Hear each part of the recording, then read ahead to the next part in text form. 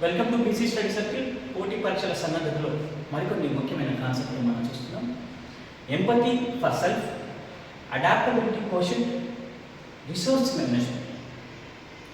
Empathy for self, మనము ఓడిపోయినప్పుడు, ఒకవేళ మన మిత్రుడు మన స్నేహితుడు ఎవరైనా ఓడిపోయినప్పుడు మనం ఏ విధంగా వెన్ను తట్టి ప్రోత్సహిస్తామో, ఇక్కడ మనం ఓటమికి గురి అయినప్పుడు మనకు మనమే ఆ విధంగా మనం వెన్ను తట్టి ప్రోత్సహించుకో.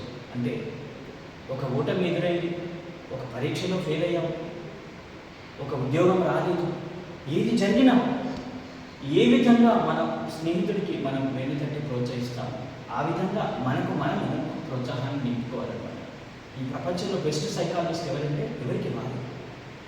మనము ప్రతిదానికి నిరాశ పడిపోకుండా, పర్వాలేదు ఈసారి నేను ఓడిపోయాను కదా, నెక్స్ట్ టైం ఇంతకంటే విభిన్నమైనటువంటి స్ట్రాటజీస్తో నేను ప్రిపేర్ అవుతాను, ఎక్కడ తప్పులు జరిగాయో నేను టచ్ చూసుకుంటాను, నెక్స్ట్ టైం నేను పాస్ అవుతాను, ఈ ఎగ్జామ్ పోతే పర్వాలేదు నేను ఇంకొక ఎగ్జామ్ని నేను తప్పకుండా క్రాక్ చేస్తాను అంటే నిరాశ పడకుండా, నిందించకుండా, మనల్ని మనం నిందలు వేసుకోకుండా, ఒక కృతజ్ఞతాపూర్వమైనటువంటి భావంతో మనం ఒక స్నేహితుడికి ఏ విధంగా ఓదార్పునిస్తాను, ఆ విధంగా ఒక ఎమోషనల్ ఆ బలాన్ని మనం పెంపొందించుకోవాలి అన్నమాట.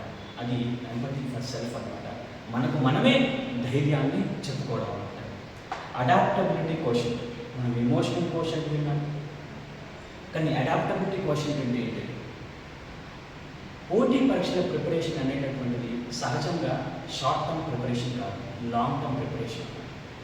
కొన్ని సబ్జెక్ట్స్ని మనం ప్రిపేర్ అవుతున్నప్పుడు అనుకున్న రిజల్ట్స్ అనుకున్న విధానంలో రావు. కొన్ని సిస్టమ్స్ని, అంటే కొన్ని పద్ధతిని మార్చుకోవాల్సి ఉంటుంది, మనం ప్రిపేర్ అయ్యేటటువంటి స్ట్రాటజీస్ని మార్చుకోవాల్సి ఉంటుంది. అప్పుడు మనం ఏం చేయాలి? మెటీరియల్ మార్చాలా, సబ్జెక్టులను మార్చాలా, ప్రిపరేషన్ స్ట్రాటజీస్ని మార్చాలా, ఏ విధంగా చేస్తే నాకు రిజల్ట్స్ వస్తుంది? ఈ అడాప్టబిలిటీ మార్చుకోవడము, మనకు ఫలితానికి అనుగుణంగా మార్చుకోవడము. ఒక పద్ధతిలో మీకు రిజల్ట్ రాకపోతే మరొక పద్ధతిలో చదివే ప్రయత్నం చేయండి. రోజు ఉదయం రాత్రి కూడా చదువుతున్నారు, ఆ సబ్జెక్ట్ రావట్లేదు, ఎర్లీ మార్నింగ్ లేచి ప్రాక్టీస్ చేయడం అలవాటు చేసుకోండి. ఒక మార్కెట్లో ఉన్న ఒక మెటీరియల్ చదివారు, అందులోంచి పెద్దగా మీ కాన్సెప్ట్ అర్థం కావట్లేదు, మరొక మంచి స్టాండర్డ్ పుస్తకాన్ని తీసుకోండి. ఈ విధంగా ఎప్పటికప్పుడు అడాప్టబిలిటీ మార్చుకుంటూ వెళ్తూ ఉంటే కనుక మనకు చక్కటి ఫలితాలు వస్తాయి. రిసోర్స్ మేనేజ్మెంట్, ఒక యుద్ధం చేసేటటువంటి సైనికుడికి తన గుర్రం, తనకు ఉండేటటువంటి ఆయుధాలు, కత్తి, డాలు ఇలాంటివి ఏవైతే ఉన్నాయో అవి అతను. మీరు ఇక్కడ మీ ఆయుధాలు ఏంటి?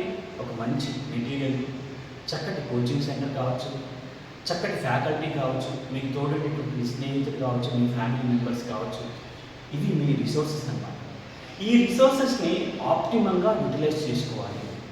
ఉదాహరణకు సింపుల్గా ఇప్పుడు మార్కెట్లో ఒక విషయానికి సంబంధించి 10 పుస్తకాలు వచ్చాయి. 10 పుస్తకాలని అక్కడ మీ రూమ్లో పెట్టుకోకూడదు. మీ స్టడీ రూమ్లో ఇంపార్టెంట్ ఏంటివి, స్టాండర్డ్ బుక్స్ ఏంటివి, అథెంటిక్ బుక్స్ ఏంటివి, బెస్ట్ బుక్స్ ఏంటివి, ఒక్కసారి మార్కెట్లో తరచు చూసుకోవాలి. నలుగురితో చర్చ చేయాలి, ఫ్యాకల్టీస్తో మాట్లాడాలి, సీనియర్స్తో మాట్లాడాలి, అప్పుడు తెలుస్తాయి. సో 10 పుస్తకాలు పెట్టుకునే వాళ్ళు ఆ సబ్జెక్ట్కి సంబంధించి 2, 3, 4 పెట్టుకోండి. అప్పుడు మీరు వాటిని ఆప్టిమంగా యూటిలైజ్ చేసుకోగలుగుతారు, రిజల్ట్స్ కూడా ఆప్టిమంగా వస్తాయి. సో మనకు ఉండేటటువంటి రిసోర్సెస్ని ఆప్టిమం అంటే రిజల్ట్స్ రావాలి అంటే చక్కగా వినియోగించుకోవడం మనకు తెలియాలన్నమాట. సో రిసోర్స్ మేనేజ్మెంట్ కూడా ఒక మంచి కళ అన్నమాట. ఈ మూడింటిని మీ జీవితంలో భాగం చేసుకోండి, ఆచరణలో పెట్టండి, ఉత్తమమైనటువంటి ఫలితాన్ని పొందండి. Wish you all the best.